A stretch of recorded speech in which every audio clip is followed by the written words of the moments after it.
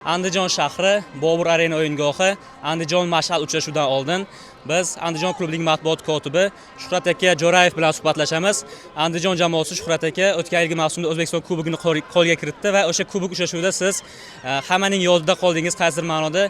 O'yinni sharhlab borgan sharhlovchilar Davron aka Fayziyev va Xayrulla aka Hamidovlar ham ta'kidlab o'tishdi. O'sha o'yinda ko'zda yosh bilan kuzatdingiz so'nggi daqiqalar. O'sha final uchrashuvi haqida bizga aytib bersangiz. Assalomu alaykum qadrli futbol ishqibozlari. Darhaqiqat bu o'zbek futbolidagi eng yorqin tarixda bunaqa o'yin bo'lmagan. Menimcha bo'lmasa ham kerak. Juda emotsiyalarga boy o'yin bo'lgan. To'g'risi o'sha vaziyatda jamoamiz gol urgandan keyin, xursandchilik o'tkazgandan keyin boshqacha his-tuyg'ular bo'ldi. Xudoga shukr, baribir shunda yuzimizda Xudo yorug' qildi. Biz g'alaba qozondik.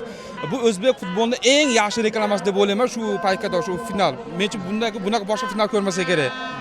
O'zingizda qanaqa his-tuyg'ular bo'ldi o'sha final uchrashuvi tugagandan keyin, keyinroq ko'rgan bo'lsangiz kerak efir vaqtida bilmagan bo'lsangiz ham kerak. Bizga o'sha teleoperatorlarimiz bergan kadrlari ko'rgandan keyin qanaqa emotsiyalar o'tdi ichingizdan? To'g'risi o'zi men o'sha o'yin vaziyatda rasmga olib yuruvdim, gap ochig'ini aytaman. Har bitta gol urganda biz rasmga xayolimdan chiqyapti. O'sha o'yin vaziyatda rostni aytish kerak, butun e'tibor o'yin qaratildi. O'yinda oxirgi daqiqalar ketayotganda, chunki fikri xayoli faqat g'alabaga qaratilgan. Kubok qo'lga kiritishimiz bundan boshqa maqsadimiz yo'q edi bizda.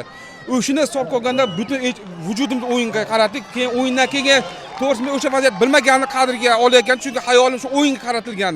Keyin o'yindan keyin Hamid o'zi bilan gaplashib, Davron aka Fazliyev bilan boshqalar butun hamma yozishni boshladi. Keyin qarasam o'sha kadr chiqqan ekan.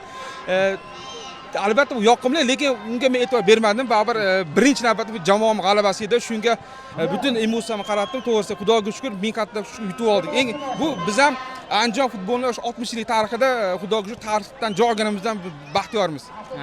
Andijon shahri nafaqat O'zbekistonda, balki butun Osiyoda o'zining muxlislari bilan hammani e'tiborga tushmoqda hozirgi kunda.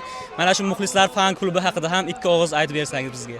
Mana o'zingiz ko'rib turibsiz, bizning Andijon fan klubi nomer 1 va ko'ribsiz, butun dunyoda, Osiyo emas, to'g'ri, bu realni bekitish keragi yo'q.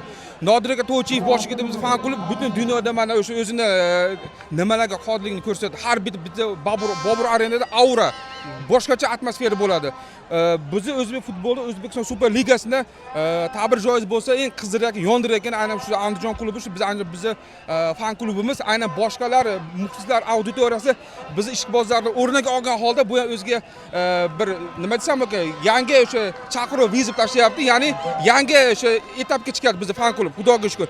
Shuni hisobidan boshqalar o'zidan ortdan ergashtirib boryapti. Buni har bitta o'yin bizda juda katta bayram bo'ladi. Yangi performanslar, yangi banderlar, bu har bitta futbolchiga juda katta motivatsiya bo'ladi. Bizning futbolchilarimiz juda baxtli futbolchi, chunki bunaqa balishlarda ko'z o'ngida o'ynash har kimga nasib qilmaydi. Bular har bitta o'yinda huzur holat, maza qilib o'ynashadi. Albatta biz ham kuzatib boryapmiz. Boshqa jamoa muxlislaridan ham so'rab qolamiz. Andijon fan klubidan o'zingiz aytib o'tganingizdek, o'rnak olgan holatda butun Osiyoga O'zbekistonimizni tanishishda davom etishlarini va bugungi o'yinda ham Andijon jamoasiga ham, Mash'al klubiga ham omad tilaymiz. Chiroyli o'yin tarafdorimiz. Endi esa bor e'tiborimizni uchrashuvga qaratamiz.